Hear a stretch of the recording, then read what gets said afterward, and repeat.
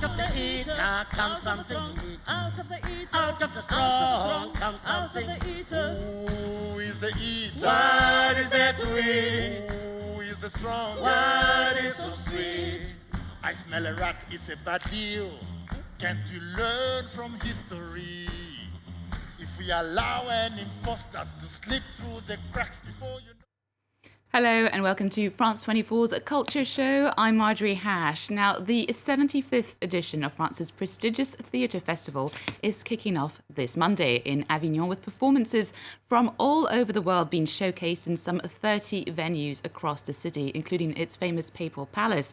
Now, like many crowd-gathering events, the 2020 edition was cancelled because of the COVID-19 pandemic, meaning this year theatre fans are extremely eager to attend. When asked how the last 18 months had impacted the way theatre was produced, this is what Olivier Pi, president of the festival, had to say. A live show is always a victory over death, and maybe just simply over the banality of life. A live performance is not that obvious. It's something extraordinary that requires a true team spirit and a will to make sure the show goes on. And for me, the magic of it all has grown stronger in the wake of COVID.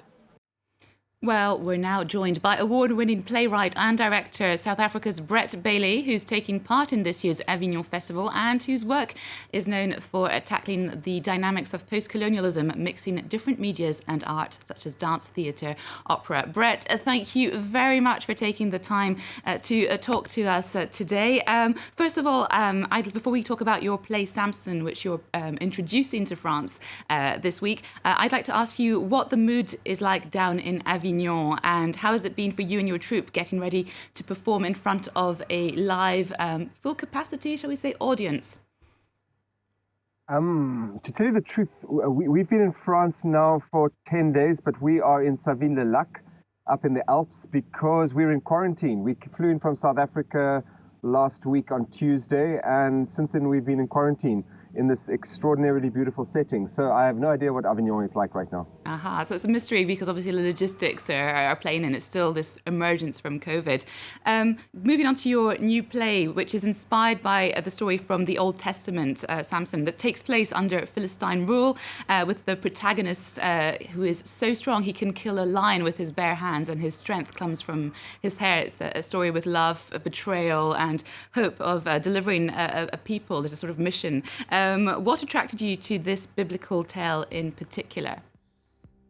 It just clicked. You know, I was interested in how the Greeks had mined their own sacred text for their great dramas of the 5th century BC, and I thought, let me look at the equivalent from the Bible.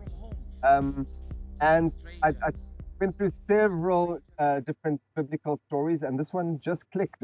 It's a story of colonization, of occupation, and of revenge, and somehow it tapped into the zeitgeist.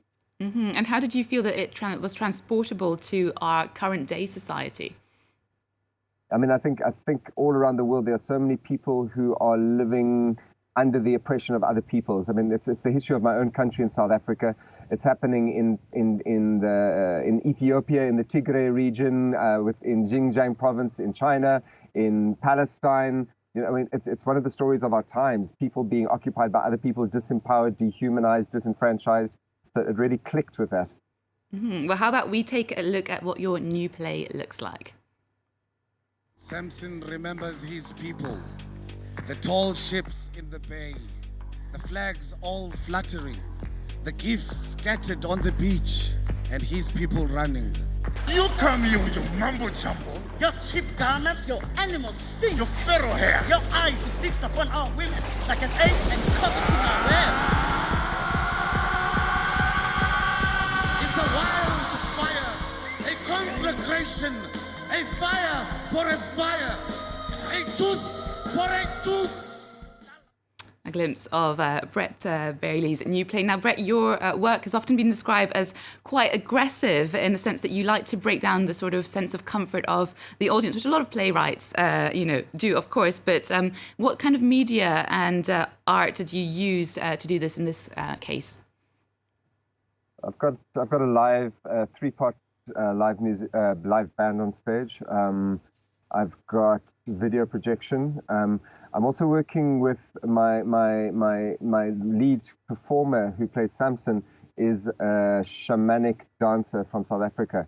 And so we really work very strongly with ritual as well.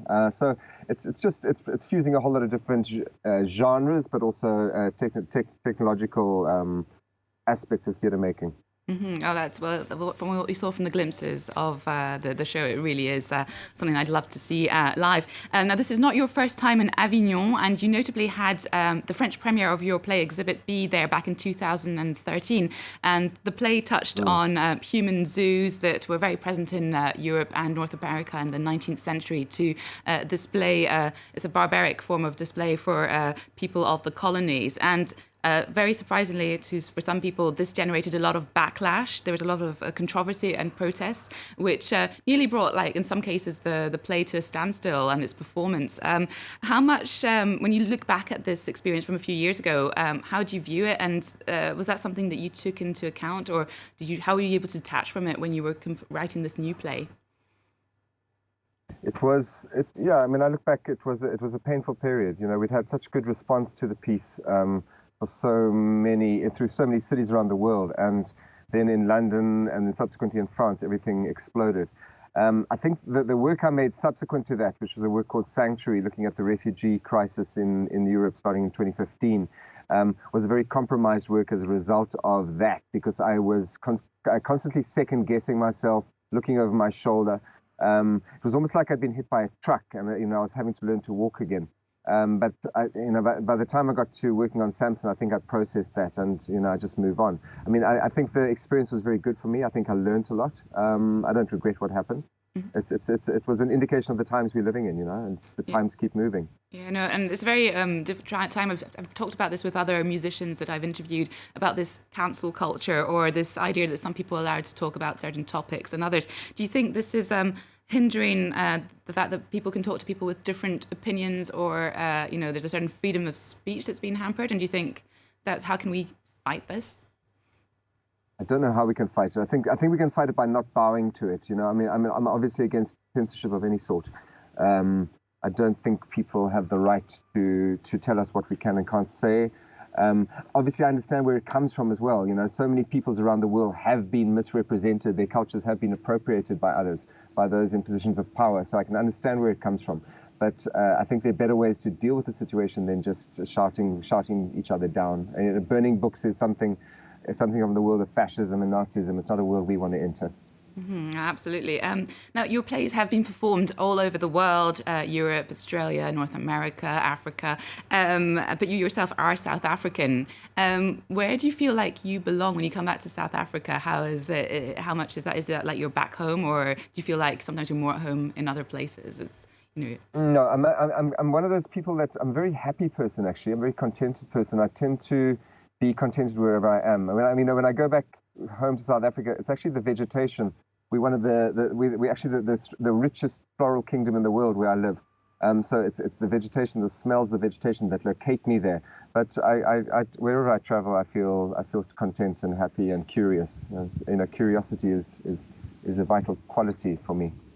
Well, we hope you feel nice at home and here in France and at Avignon. What other plays or shows are you looking forward to going to see yourself at the festival? Are there any in particular? I've briefly marked some things off. There's an installation piece called Outre World by Theo Mercier. It looks fascinating. There's a dance piece. I forget whose piece it is, but it's called Lamenta, and it's about mourning rituals of grieving. It really fascinates me. And there's also Maggie Marin's Take a Closer Look, which is on the nature of violence. So those three are on the top of my list, but I've yet to sit down and really peruse properly. Oh, well, Brett Bailey, thank you so much for taking the time to chat to us. You're here to present your new play, Samson. And, if any of our viewers are lucky enough to take a look at it, do let us know what you think via our social media or on France 24. That's Instagram, Facebook, Twitter. We'd love to hear what your favourite plays are. And we are going to move on because the France 24 news is coming up in just a few minutes. So that leaves us enough time to take a look at another South African show that will feature at this year's Avignon Festival. That's Dada Masilo's Sacrifice. The director draws from her Botswana heritage, combining minimalism and animalism to explore the pain that humanity inflicts on itself.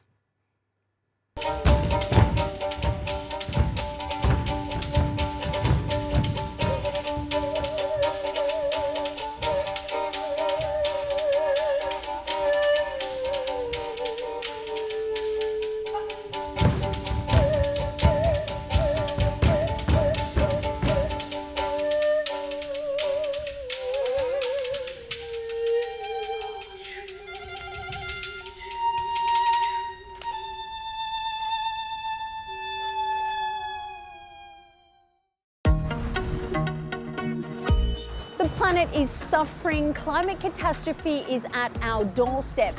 Emissions are soaring, species are disappearing. But a mass movement is underway to make things right. Scientists, engineers, politicians, business leaders, and of course, teenagers. And we give them all a voice here on Down to Earth. A major driving force is the good that we could do at the end of it. Down to Earth on France 24 and France24.com.